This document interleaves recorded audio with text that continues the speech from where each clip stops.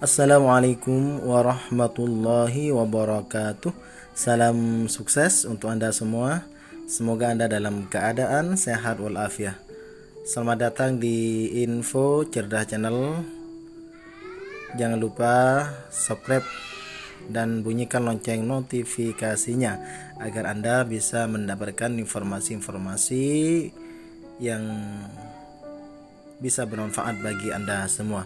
Pada kesempatan ini saya akan menginformasikan tentang profil dari salah satu pahlawan kita, yaitu Raden Ajeng Kartini.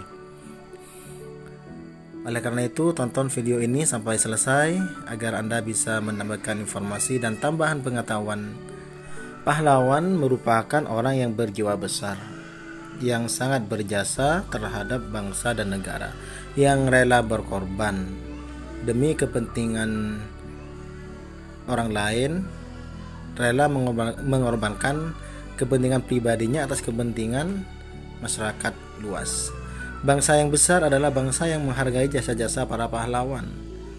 Oleh karena itu, tidak berlebihan ketika kita mengenang atau mengingat, paling tidak mengetahui pahlawan-pahlawan yang ada di negara kita.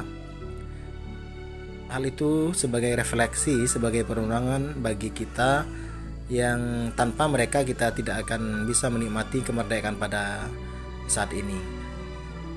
Salah satu pahlawan kita yang sangat fenomenal, yang merupakan memiliki peran dalam sejarah perjalanan bangsa Indonesia dari kalangan perempuan adalah R.A. Rajeng Kartini.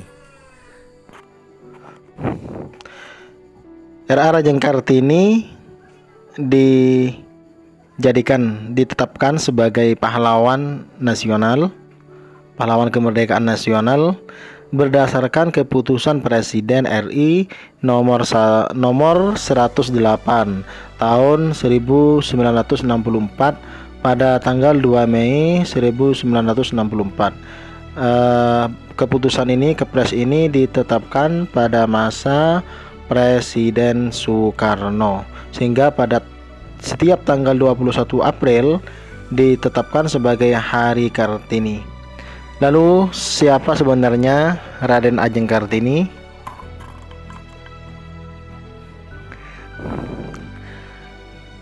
Raden Ajeng Kartini lahir di Jepara, Hindia Belanda pada tanggal 21 April 1879. Beliau meninggal di Rembang, Hindia Belanda pada tanggal 17 September tahun 1904 pada umur 25 tahun. Jadi usianya sangat muda, sobat. Beliau merupakan seorang tokoh Jawa dan ditetapkan sebagai pahlawan nasional. Raden Ajeng Kartini sendiri dikenal sebagai salah satu pelopor kebangkitan perempuan pribumi Nusantara. Kartini sendiri adalah putri tertua dari keturunan keluarga Ningrat Jawa, atau istilahnya keluarga priyayi atau bangsawan. Ayahnya merupakan Bupati Jepara yang bernama Raden Mas Sosri Ningrat, sementara ibunya bernama M. Angasirah, yaitu putri anak dari seorang guru agama di Teluwakur, Jepara. Raden Ajeng Kartini sejak kecil memang dikenal sebagai anak yang cerdas, karena memang terlahir dari keluarga yang terdidik, dari keluarga bangsawan. Sang kakek merupakan Pangeran Aryo Tenjronegoro IV yang merupakan bupati yang diangkat pada usia 25 tahun. Raden Ajeng Kartini sendiri merupakan tokoh dari perempuan, emansipasi wanita, tokoh yang memperjuangkan hak-hak wanita, kesetaraan hak perempuan, yang pada waktu itu memang terjadi banyak ketimpangan sosial antara perempuan dan laki-laki kala itu. Kesetaraan di sini bukan berarti menyalahi kodrat antara laki-laki dengan perempuan, tetapi dalam hal ini adalah bagaimana wanita memiliki peran, wanita memiliki kemampuan, wanita juga memiliki kompetensi yang seharusnya punya hak yang setara, yang juga punya peran yang sama dengan kaum pria. Nah, hal itu menjadi perhatian khusus bagi Raden Ajeng Kartini pada waktu itu. Apalagi pada waktu itu memang pada masa penjajahan Belanda. Salah satu yang menjadi contoh ketimpangan pada waktu itu adalah bahwa perempuan tidak diperbolehkan mendapatkan pendidikan. Padahal hak pendidikan merupakan hak dari setiap orang, entah itu laki-laki atau perempuan. Dan pada waktu itu juga hanya perempuan dari golongan bangsawan saja yang berhak mendapatkan pendidikan. Nah, hal ini sangat diskriminatif. Hal ini sangat mencolok sekali perbedaan-perbedaan yang sangat signifikan terkait dengan hak dan kewajiban antara laki-laki dengan perempuan.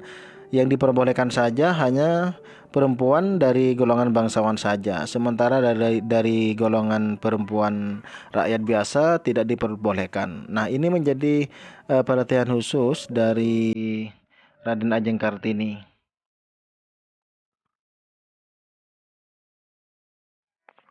Hasil dari wujud pemikirannya diwujudkan dalam bentuk tulisan yang dimuat oleh majalah perempuan Belanda yang bernama Die Hondeslely, yang merupakan majalah perempuan pada waktu itu. Dalam tulisan itu disebutkan beberapa wujud dari keprihatinan atas nasib-nasib orang Indonesia di bawah kondisi pemerintah kolonial Belanda.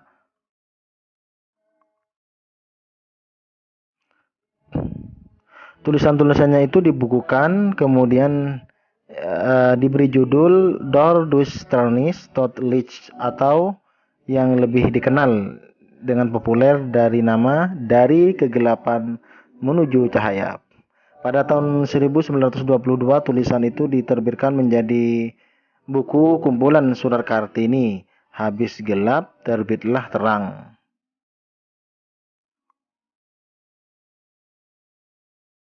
Dari berkat kegigihannya, Kartini mendirikan sekolah wanita oleh Yayasan Kartini, Sekolah Kartini di Semarang pada tahun 1912. Akhirnya Raden Ajeng Kartini meninggal pada tanggal 17 September 1904 di usia 25 tahun setelah beberapa hari melahirkan. Kartini dimakamkan di Desa Bulu, Kabupaten Rembang. Demikianlah profil singkat tentang sosok Raden Ajeng Kartini.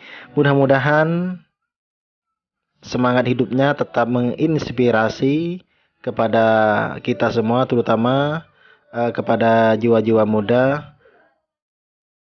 Mudah-mudahan lahir Kartini-Kartini muda yang bisa menginspirasi dan bisa memberikan sumbangsih besar terhadap bangsa ini.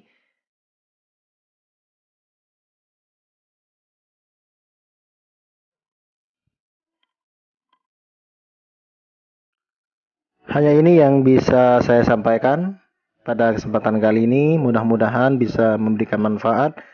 Jangan lupa subscribe Info Cedah Channel agar Anda bisa mendapatkan informasi-informasi menarik lainnya. Terima kasih, salam sukses. Assalamualaikum warahmatullahi wabarakatuh.